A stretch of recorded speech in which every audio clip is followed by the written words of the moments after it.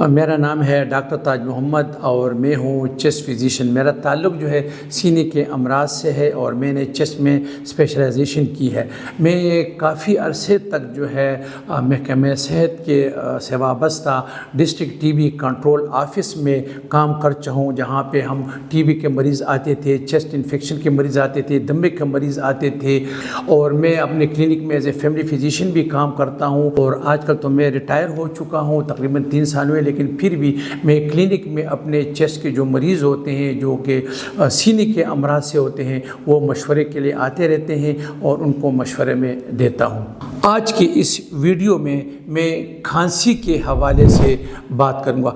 کھانسی جو ہے ایک ایسی اللہ تعالیٰ کی نعمت ہے کہ یہ کھانسی تب شروع ہوتی ہے کہ آپ کے نارمل روٹین لائف میں سانس کی نالیوں میں کوئی ایسی چیز چلی جائے جو کہ اس کو موافق نہ ہو تو کھانسی شروع ہو جاتی ہے۔ یہ ایک مدافعتی نظام کا حصہ ہوتا ہے۔ اب کھانسی جو ہے اس کے مختلف سٹیجز ہیں۔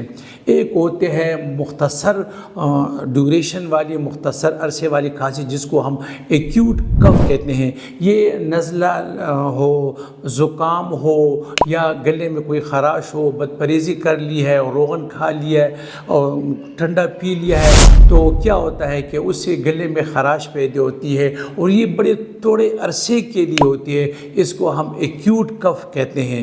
اور بعض اوقات بچے جو ہے ان کے گلے میں کوئی فارن باڈی پھنس جائے تو اس کی وجہ سے بھی یہ کف جو ہوتے ہیں وہ تھوڑے عرصے کے لیے ہوتی ہے۔ یہ تقریباً 3 سے لے کر 5-6 دنوں تک ہوتی ہے۔ اس کو ہم ایکیوٹ کف کہتے ہیں اور یہ مختصر عرصے والی کھانسی ہوتی ہے جو کہ خود بخود ٹھیک ہوتی ہے یا کوئی کف سیرپ وغیرہ استعمال کر لیں تو اس سے کرے۔ دوسری کھانسی جو ہے وہ 3 سے 8 ہفتے تک رہتی ہے جس کو ہم سب ایکیوٹ کھانسی دیتے ہیں، مطلب کہ یہ تھوڑے سے زیادہ عرصے تک رہتی ہے۔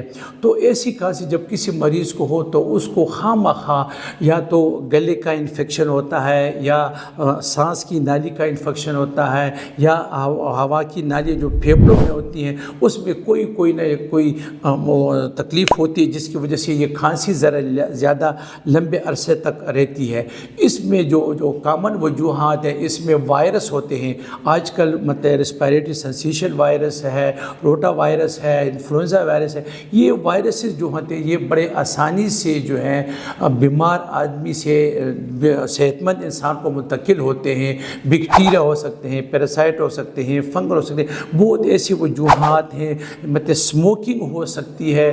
تو اس میں یہ ہوتا ہے کہ یہ کھانسی جو ہے 3 سے لے کر 8 ہفتے تک جاری رہتی ہے۔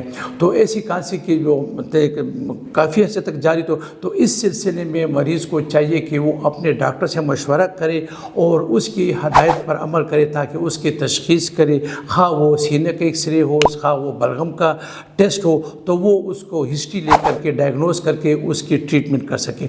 تیسری جو قسم ہے وہ کرانک کف ہے، لمبے عرصے والی کھانسی جو کہ مطلب کہ رہتی جاتی ہے۔ یہ ان لوگوں میں ہوتے ہیں جن کو کرانک بیماری ہوتی ہیں، جن کو دمہ ہوتا ہے، جن کو کرانک برانکائٹس ہوتا ہے، جن کو دائمی تنگ تنفس ہوتی ہے، جن کو نمونیا ہوتا ہے، جن کو ٹی بی ہوتی ہے، جو لوگ سے تمباکو نوشی کرتے ہیں، جو لوگ گرد و غبار میں کام کرتے ہیں، یا جو لوگ جو ہے ڈسٹ کو ایکسپوز ہوتے ہیں، دھوئے کو ایکسپوز ہوتے ہیں، یا ان کو کسی اور سے پولن وغیرہ سے الرجی ہو، تو یہ کھانسی جو ہے لمبے عرصے تک رہتی ہے۔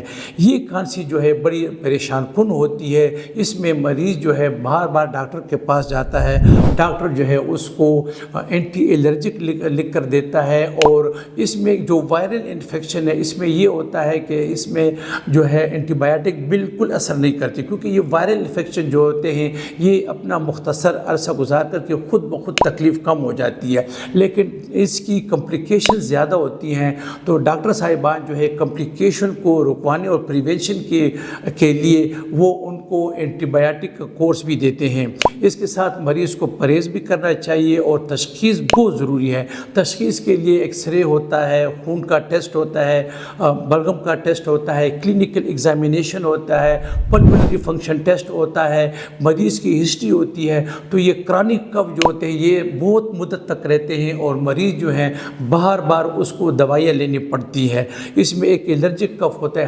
خاص کر میں یہاں پہ ایک چیز کا ذکر کروں گا کہ بہت سے لوگوں نے اپنے گھر میں پالتو جانور رکھے ہوتے ہیں، طوطے رکھے ہوتے ہیں، بلی ہوتی ہے، کتے ہوتے ہیں اور دوسرے جو پٹس ہوتے ہیں وہ گھر میں رکھے ہوئے، تو ان کے فضلہ سے، ان کے پروں سے، اس سے انسان کو کھانسی کی شکایت ہوتی ہے، ان سے الرجی کی شکایت پیدا ہوتی ہے اور یہ کھانسی جو ہے چلتی رہتی ہے۔ کبھی کبھی اس کے ساتھ بلغم آتا ہے، کبھی کبھی اس کے ساتھ بلغم نہیں آتا، لیکن مریض کے لیے تکلیف دہ ہوتا ہے اور مریض جو ہے ہر وقت اس کو دوائی کی ضرورت ہوتی ہے۔ تو ہمیں جو ہے کھانسی کے ڈیوریشن پہ جو وہ ہے اس پہ بالکل نظر رکھنی چاہیے کہ کھانسی جو ہے تھوڑے عرصے والی ہے کہ زیادہ عرصے والی ہے، تو ان باتوں پہ توجہ دے کر کے اپنے ڈاکٹر کے مشورے پر عمل کرنا چاہیے اور جو تجاویز جو دے، جو وہ آپ کو ٹریٹمنٹ دے، تو اس ٹریٹمنٹ پہ مکمل عمل پیرا ہونا چاہیے۔